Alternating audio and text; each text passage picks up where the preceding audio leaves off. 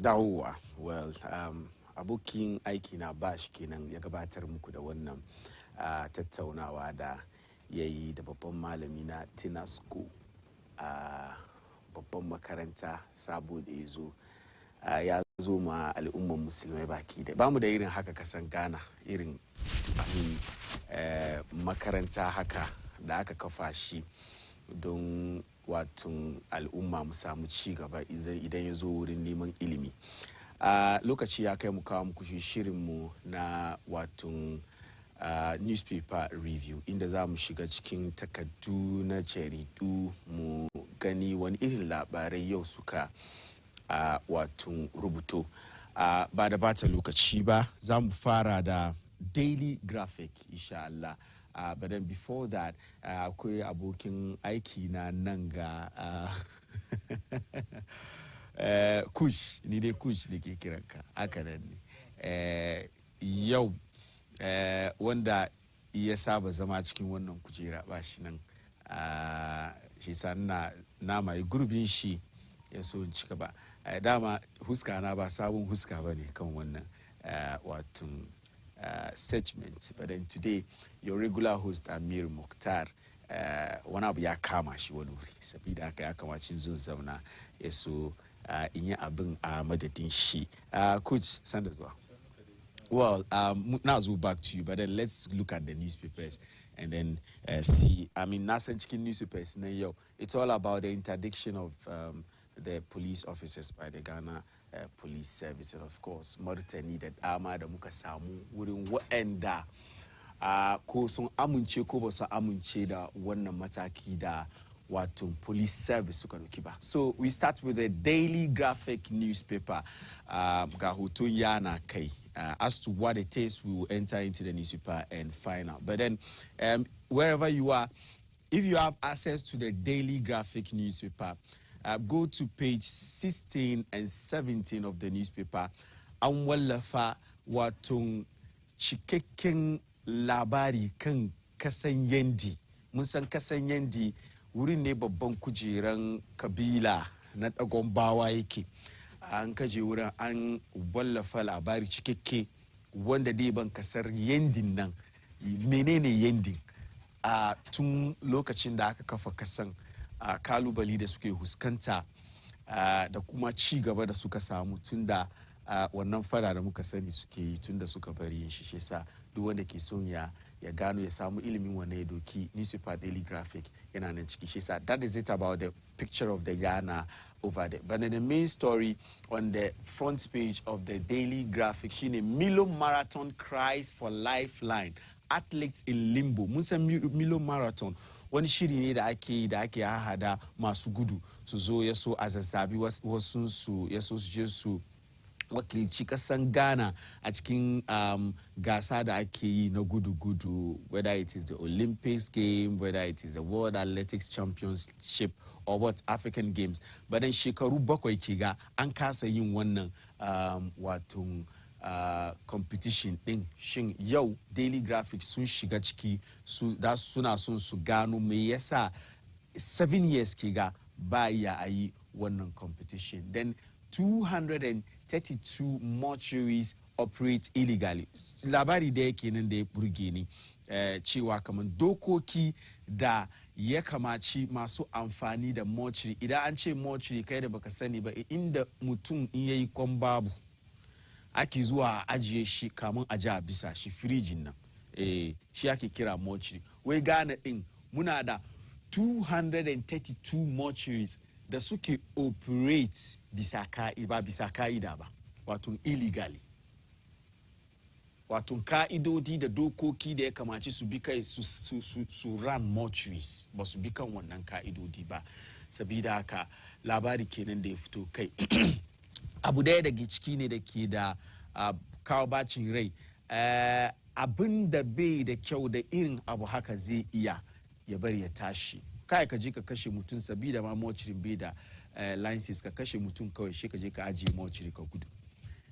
Shi sa labari nan kenan. Kan labari na kan page 13 na Daily Graphic. Interdiction of 3 police officers premature security expert wani kwararre idan ya zo wurin tsaro shi kuma ya tofa albarkacin bakin shi kan wannan labari na police personnel da Ghana Police Service suka interdicting su, wato an ce su ajiye aikinsu a yi bincike wani tape da ya fito bugiri na abu and the rest. Mun san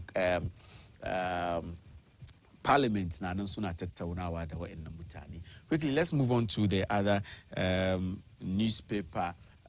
We have the Ghanaian Times newspaper here, and of course, it is all about the hearing in Parliament. Now, police, she wannan audio there fito. With police interdicts 3 top officers. COP Mensa directed to hand over authority, badge, weapon, accoutrement. Police ya ce ma accoutrement, wato kayayyakin da aka baka kake aiki da shi. Wai ka hand over da mota kuma da kenan wurin shi yake amfani da shi. Wai duka ya hand over domin an wato interdicting shi yayin da police da su gabatar da bincike akan wannan tape da Parliament so far su suna nan suna tattaunawa da mutane da aka ambaci sunan su ciki. Wai Ghana Colombia signed Part 2 deepen bilateral ties, wato Ghana da Colombia sun rattaba hannu akan wata yarjejeniya da za su zurfafa wato alaka da suke tsakanin waɗannan kasashe biyun. As to what is in Colombia that Ghana is looking for, wannan lokaci zai ba dama mu gano hakan. Wai 5 opposition political parties go to court over limited voter registration. Mun san magana ɗaya kuma da ke na ya zo cikin siyasa nan kasan Ghana, shi registration da za a yi, sabon registration da za a yi, mataki da Electoral Commission ta ɗauki cewa kamar suna son su yi shi a zababban wajaje bayan da ake yin shi dama ba. Mun san political parties da dama including the leading opposition party NDC sun nuna bacin ransu kan haka, da wasu ma civil society organizations. Shin sun dauki sabuwar mataki? Wani irin sabuwar mataki suka dauki? Mataki na hana Electoral Commission ci gaba da wannan matakin nasu na registration at their various district offices. Sabida haka sun je kotu suna neman kotu ya hana Electoral Commission ci gaba da wannan watun aiki. Portion of Ghana Burkina Faso road wasted away at Kalio. Shi anya da motoci ke amfani da shi from Ghana to Burkina Faso. Fannin wannan anya da yake bin shi kasan Kalio da ke Upper West Region kenan, shin aka ce ya lalace. Ya lalace, an bar shi yana lalacewa. Mun san muhimmancin wannan anya ne da ke connect it's from Ofinsu daga Kumashi a zuwa Akumadan, Techiman, har dai zuwa dai Sola da su Bole, Bamboy, duka wannan anya wurin yake bi ya je Bullawa ya wuce. Wai anyan shi wato shashin wannan anya da ke Kalio kenan da ke connect to Burkina Faso, wai an bar shi yana lalacewa. Our next newspaper mu duba the Daily Guide, well, the Herald newspaper, and it is all about the police interdiction story. With police interdiction of 3 musketeers sparks fury. With secret videos, pictures and names of missing suspects out. It is looking like wannan sabuwar mataki da police ta dauki ya bar wasu maganganu kuma sun fara fitowa. Jiya mun ga wasu videos da dama na bugiri na abu da yake mention the name of the IGP, who for now has become a major subject in this particular matter, where ya kamaci ya fito ya bada wasu martani game da maganganu da aka yi kan waɗannan videos da suke fitowa tun jiya. Where Akufo-Addo can be impeached for flouting constitution, charges Ansa Asare. Wannan kuma sabon labari kenan da idan Allah ya da za mu shiga ciki. Where clearing agents land base frozen food importer in trouble. tukuna we Istiudanaba reveals Muhammad's kindness to Mensa Otabil, and then finally Bisanang with Temamoto turns death trap. I mean, how long are we going to continue talking about the nature of the Tema motorway? Munsan government yachi then government yachi ma wana abuna chicken pipeline here coming Samushina the Nisa a way bad at the Wabadazo are converted into a 6-lane highway from Tema to Accra. But then as it stands now, the Tema motorway is in a terrible condition. We has a death trap. Watung Taruku na mutua. Labari nankinan da ke kan the Herald newspaper. So that is it. Newspapers da muka samu yau akan wannan shirin mu na Tsarin Safiya. But then just before dawo cikin studio, there is a Daily Post newspaper. Let's look at the Daily Post news. I'm particularly interested because I can see Semi J and the Electoral Commission chairperson, and of course, John Dramani Mahama. What is John Mahama saying? So, Shugaban Kasa, John Dramani Mahama Kiga, where Akufo-Addo's government misapplying scarce resources for their comfort. We governmenting Nana Addo kwa Akufo-Addo. We kutin kasa susundoki ne suna cin shi nyafu. Instead of sudoki kudin ate makama kasa su suna yin abin da suka ga dama da wannan kudi ne. Tukunan Sami Jemfi, it is on the voters registration that 5 political parties suka dauki wani mataki na zuwa kotu domin su hana Electoral Commission from going ahead with the registration exercise. Then some other stories. But then today there's a worrying story coming from Dodowa. Jiya muka samu wannan labari an yi kissan wani samari wanda ya bar tashin hankali ya tada tashin hankali daga Dodowa. Insha Allah idan lokaci ya ba mu dama mun shiga cikin wannan labari ya so mu tattauna da wasu daga Dodowa Rahmatown. Idan an ce Rahmatown mun san babban zango ne kuma babban guwan musulmai. Shi yasa ba mu kasance kan wannan dandali ba da shiga cikin wannan labari ba. Faruk, ka dai ji labarin. Well, this interdiction by the police service. Well, a lot of people have come out to say that akwai wani doka ma da ke cikin constitution din mu na Ghana da ke hana idan an gayyaci wani zuwa parliament ana tattaunawa da shi dangane da wani abu da aka zarge shi da shi. In this case, sun yi wasu zatuttuka ne a cikin wani tape da ya leak. Parliament suka ce ya kamace a dauki wani mataki kai a yi bincike a gano the authenticity of the tape. So far, in the course of the hearing, mun san hearing na wani an yi shi a bayyane, wani kuma an yi shi in camera. In ji Bature, wa an ce in camera ma nan an yi shi ba a bayyane ba. Sun yi wasu zatuttuka. Then this decision by the police service to interdict them. Do you think it is premature as being suggested by the security aspect? Na farko dai ina gode ma masu kallo mu kai wanga channel mai girma mai albarka kuma muna ringa motivate mutane su yi ta kallo mu kan Bayana TV newspaper review saboda nan ga za su samu latest news dai da authentic news da ya fito sabo. Kaman kan da batun IGP ya fito kwanaci yana ta batun shi yana maganganun shi all the time nga. Ba interdiction police officers nan is too early. Saboda ana cikin bincike ba kare ba. So yanzu haka ka ce ya aje aikin shi ya fita kan duty ya bar aiki saboda issues in there happen, voices sun da ke cikin tapes nan da ababen nan. Maybe it depends. Inde abin da suke fadewa, inde gaskiya ne. You are not done with your investigations. Shi yasa ka cire me shi post da sauri haka. Sometimes yana kawo me shi da ken shi integrity me shi da cikin kariyar me shi ma yana samu wasu masaloli saboda mutane sun ce wanda yake police ma wani issue ya zo ma har an cire shi position shi. Agan ko yasa saurin IGP yana boye wani abu ne. Ka duba wadansu ababen da second videos wannan ma ba audio ma ba wannan video ne ya fito da bugiri na buke magana yake cewa ya meet IGP nan amma IGP akwai dai wani abu, there is something behind all this. Do you think that in all of these issues Parliament should also invite the IGP?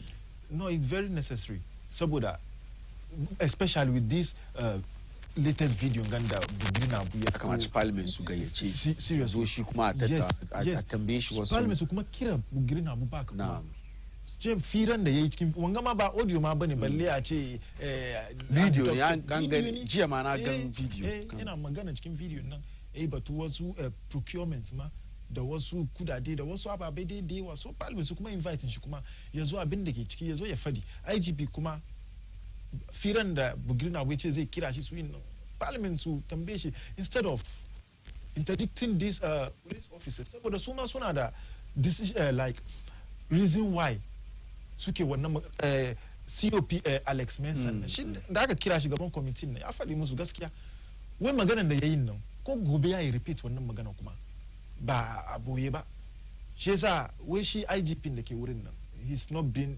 fair ba bai bin kan dokan da police ya fi ya bi kaga ne shi yasa interdiction sunan da yayi too early saboda in ba ka kare investigation ka ba kuma sometimes ina gan akwai wadansu da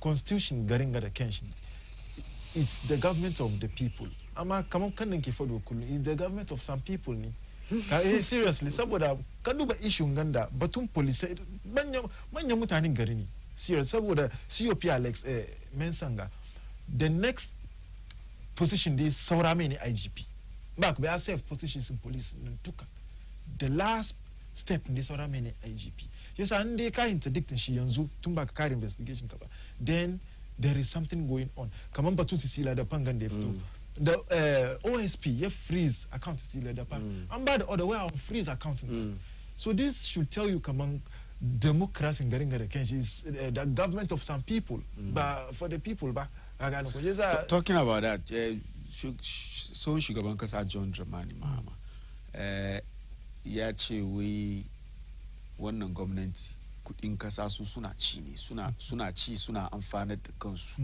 at the expense of the people of Ghana and this issue about police in the audio da suka je suka yi shi Mensan shi ma aiki yake nema ko domin to him IGP Dampare Mahama yake ma aiki yana so ma da a ce in 2024 shi dai taimaka Mahama ya dawo to ga John Mahama kuma wai economy na ya lalace ne domin resources sun kasan so do you think that maybe shi wannan Alex Manson ya gan cewa kaman in an bar IGP din shi Damparin babu yanda shi dai ya zo ya samu wannan matsayi na IGP because it's like Dampari staying there as the IGP means Mahama is coming to power. She said they will still maintain him again. They will maintain him. Batu Mahama de kaman kannan kifa do kullu Mahama sofo shugaban kasa ne kuma he's the current flag bearer of the NDC. Kagan waje za in ya fito ya su wasu maganganu yana zuwa very far serious because he's a statesman. Yasa ko wasu maganganu da former president Mahama ke kuma muna garin ga we've seen Mahama ya taba zama president shi yasa mun ga abin da ya go on cikin garin ga kuma government Akufo-Addo ga ba mu ce scandals bai happen ba yana happen amma in dai wani na aiki ana biyan shi monthly salary shi kan da ya kamata I don't think ana waste kudi ko ana bata resources haka nan ba amma wasu problems na go on cikin garin ganda ka duba kaman batun Sisila da pangan da ya fito ga kudaden da ke cikin dakinta da ababen mutane sun raise concern kama so sanitation minister ma kenan ina ga finance minister wannan issue there I have my position I told you I mean until investigation ya ascertain kaman kudin da aka gani dakinta nan ba kudin ta bane I mean it's another issue but the point I'm making here is that here is a John Mahama who thinks that the current government ko me suke yi suna yi ya su ci amfani ne kudaden kasa an doki ana cin amfani an bar mutanen Ghana suna wahala. Then you have an IGP that some key elements in the police service hankali suna musu kamar wanga IGP shi Mahama yake yi ma aiki. Mahama maganin da Mahama ke yi duka Mahama na son ya zo back to power as president. Then there is an IGP who is being accused of working to bring Mahama back to power. And I'm saying that, do you think that she Mensah yana yin waɗanga abubuwa ne duka saboda ya gan kaman Akufo-Addo ya fit da shi wannan wuri domin bai fite shi wuri ba Mahama ya zo, it means Dampare is going to continue. Shi samun ma ya zo ya zama IGP shi wani rana ke. Batun issues da because ka duba Dampare is I mean in our lifetime ban taba gani wani police officer da ya samu karbuwa wurin mutane ba saboda mataki da dama da muka ga ya dauki wurin I mean making the laws work. I mean we have people who have criticized him for being doing whatever he's doing for the camera and of course they call him the celebrity IGP. But don't you think that it is because yana kaima manyan kasa hari sabida haka aka je aka shiga bayan shi wannan police officer da sauransu su fito so su yi wasu maganganu ya implicate shi saboda a ce ya bar aikin shi. Malam kamar kan da ka fadin nan ka duba da whole scenario nan saboda farkon da first audio ya fito Bugrin abu wai shi bai san komai ba da audio ba daga baya shi zai ce wa audio nan shi ya san da zama har ya send ma Akufo-Addo audio nan ya ji shi yasa COP Alex Mensah inda ababen da ya zai fada ba IGP saboda IGP mu duka gaskiya mun yabe shi nan gangawo kuma kowane mutum na da weak points in shi kuma kowane mutum na da other side of his story. IGP mun gan iri ababen da yayi garin ga kuma da yazo bai mind kaman wanganga partin yake ko wanganga partin ga yake ba shi yasa office IGP nan kuma ya fiye zama like wanda shi neutral ne ba san partin da yake ba, you don't belong to any political party. Shi yasa inda COP Alex Mensah ya fito da wasu zatutukan da yazo yayi against the IGP nan if only ba for his own personal interest bane, because nde ba IGP nga he's the next or maybe he's one of the people that zaya zabe as IGP kuma maybe IGP Dampare akwai wasu ababen da aka ce yayi ka duba wadansu latest video ga shi da Bugrina Abuna magana kamar akwai wani guy da yace if ba su kudi wadansu wani kudaden su dai ko wadansu ababe ba shi ya fito yayi magana da wasu ababe shi Bugrina Abuna ga shi jiya ma yayi magana da IGP where you come and see them ka gane ko shi san dai IGP on the face of camera nan in ya fito yana wasu ababai so gani su gan kaman yana aiki sosai ba behind the scene nan kuma akwai wasu abubuwa da yake yi ma da ke affect integrity Ghana Police Service nan kuma inda saboda shi COP Alex Mensah ya zo yayi magana haka nan, then I don't think ba position nan actually he's interested in ba he is interested in the integrity and sunan police service nan ne kare ya bata. Well, I think it's a running story and of course nan gaba mun gan yanda magana zai kasance. Quickly mu duba da mortuary stories. I mean mun san ka zo cikin zangwane mu musulmai abu dai da muke da kalubali kai kenan na sun masala. In the last election, it even became an issue where John Dramani Mahama was promising to build mortuaries for Zungu communities. And this is a story about mortuaries da muke da shi nan kasan Ghana. Mortuaries 232 mortuaries da ake da shi amma ba su da license. I mean, na muke zuwa as a country. But too much ringadito. Muna nan like some months ago, Akufo-Addo ya zo ya inaugurate wani wai shine CEO for mortuaries. Ghanaian dai su yi magana sosai. You know, I don't want to mention the names of mortuaries, I mean, funeral sure, events organized. I don't know how they call them. There are popular ones. Yes. All of them run these private mortuaries. Suna deshi, suna amfani deshi. But to say that these mortuaries that muka san su manya we domin babu wani ɗaya daga cikin su da ke da license na aiki. So all these mortuaries da muka sani nan kasan Ghana na ba su da license suke operate. This takes us to the dangers involved because nka duba mortuary nde ba license mutum dai kawo mamacin shi ya ajiye mortuary wani anya dai biya kawo shi domin ya kamaci me shi ya zo da certificate din kuma na nuna cewa kamar mortuary da za dai kawo mu me shi ya zo ya ajiye shin suna komi su ta kan amin doka da ta'ada.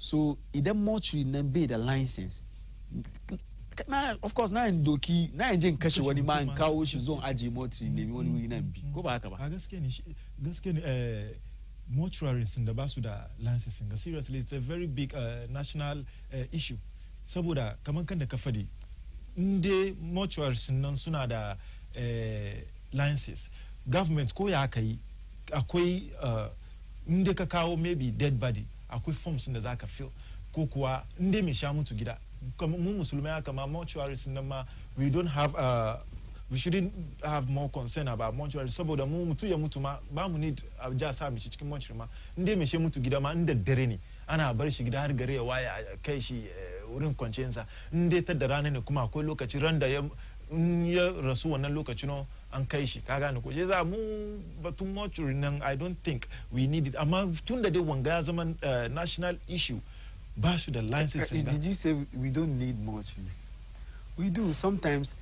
I mean, but it's not necessarily mutum yayi komba na doke shi aje abisa shi sai ba mu need mortuary. Sometimes you actually need to preserve the body. Kayi wasu bincike idan kana son ka gano me ya kashe me shi. So waɗannan ababen nan ya bar mortuary now has become very important. I think that's the reason why we need it. And musulmai kuma yanda mu muke rika gawon mu daban ne da yanda arne dai rika gawon shi. Sabida kan ka samu mortuary na musulmai ana amfani da shi yana da license ta kan doka yana aiki abu mai kyau ne. But the point here that I'm making is all these mortuaries in da aka ambaci suna na kinsu are privately owned mortuaries da watun individuals ke da shi da ake amfani da shi nan kasan Ghana. But then it's amazing that ba su da license suna aikin su yanda I'm talking about the security concern because it's very easy much rebate the license na shi ne kurun yana nan an doko gawa an zo an bashi ya doki gawan ya aji an biya kudi wani ya je kashe wani yana neman inda zai ajiye shi je bayi ya ba su kudi ma bai komowa kuma babu wani anya da za a biya identify waye kawo wannan gawa ko ba kawo sabida mortuary da kanshi bai aiki shi kan doka suna operate ne ba bisa kaida ba so those are my concerns actually because in ka duba mortuary it's a very important thing. I mean ba kai ka ce ba ka amfani da shi kai amfani da shi ko musulmi kai amfani da shi don ai ba kowane musulmi da ya rasu no sha ba da dama a ja bisa shi ba sometimes an yi rasuwan akwai wani anya da ya biya rasu ya kamata a gano wani ma ya mai kissa in ma ciwo yayi a gano a yi bincike kan gawan a gano wani ciwo ya kase saboda a doki ya zama muna abin nasiya ya so a prevent that particular cuta da ya same shi ya mutu a prevent shi from occurring again. So I think mortuary is very important and with this matter I think that whoever is in charge, the government, they should take it up and make sure that yeah definitely kamar yadda na gaya farko shi tashin hankali da ya tashi daga Rama Town Dodowa muna da wani da ke Dodowa da za mu tattauna da shi dangane da wannan tashin hankali da ya afku daga Dodowa. Muna da Kurata youth leader ne daga Rama Town a kan layi za mu tattauna da shi ya so gano me fa kurata sanda zuwa kana live kan Baina TV jiya dodowa me ya faru ne gaskiya faru jiya dodowa shine mun wani ɗan guda da yake okada to da yake okada sai wani Najeriya ma ya zo duke shi okada to da wuce da shi an gira bai komo ba har dare ba gan shi ba sai muka ce a'a ba aka damu ba sai muka tashi muka je wani hanya a yi kuma akwai karuwar wuri muka tambaya suka ce gaskiya sun gan shi da Najeriya ma sun zo wuri har Najeriya ma ya sai mishi drink ya sha amma na suka sha drink suka kare sai suka tashi suka wuce yasa da suka wuce ba mu kai shi yaro ba to sai muka je muka report daga police station da muka report daga police station sai police station sun shiga cikin su investigation to gaskiya ya kwana biyu ba mu ci komi ba to sai aka je aka gani body cikin wani forest anya a yi kuma nan da aka tsawanga a sukari ina ma magana da man sakarin ciya to sai ciya ta maru wala ba jama'a nan sai ciya aka tashi a kan Najeriya su da ke yi wanga unguwa kamar da su zai kuka su ɗawon nema da cikin unguwanmu ya yi tafi sosai mun bi Najeriya su sosai wasu sun gudu amma mun samu da yawa muka ba polisai aka da kusur duka aka kai police station yanzu aka yi makasa suna police station shi sa yanzu haka ya situation ne yake daga dodowa domin jiya mun ji an yi tashin hankali sosai wasu kuma kun shiga gidaje kuka kai mai wasu yan Najeriya ga hari ya situation ne yake daga dodowa sai sa hoto kenan da muke kallo hoto kenan da ke kan tele jiya situation da aka fi dewa na'am tun jiya ko waje da sama nan kuma sun dauki aushi wallahi sun ga ba ta kofofin da yawa aka shiga cikin dakunan wallahi da makasariya daban spiritual things daban a dama ma wani box ma da aka shiga aka bude wannan box dukiyar mutane da cikin wannan box aka ce wani wuri kuma ta gan spirituals daban da suke ce an sa ta ba na kushi don ba sa ta ma zama waɗanda abubuwa na cikin dakunan su ba na ni suna muna mugu ciwon gagari ke kurata ina son ka dakanta na kaka drop line muna so mu nuna ma masu kallon mu yanda abun yake abu ne mai yana mummuna abu da ba kallon shi bai da kyau shi sa masu kallon mu kuma na afuwan za mu wallafa wasu pictures kan screen ɗinku saboda ku understand situation nan shi samari da aka mai kisa daga dodowa kurata shi sa yanzu haka shi samarin samari ne da kuka san shi ko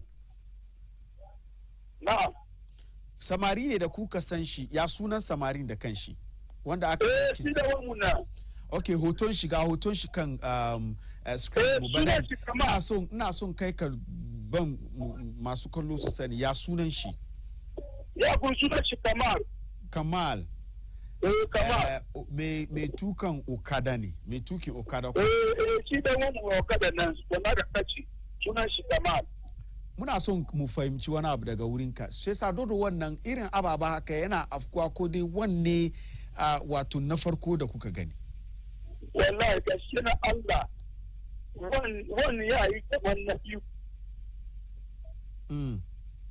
wani ya yi kamar na biyu daga Rama Town nan no na Rama Town shi farko ke da amma na cikin gari masu ce sun taba yi wannan abu da sa ci body mutane aka kama su amma wani ya ci wani bi.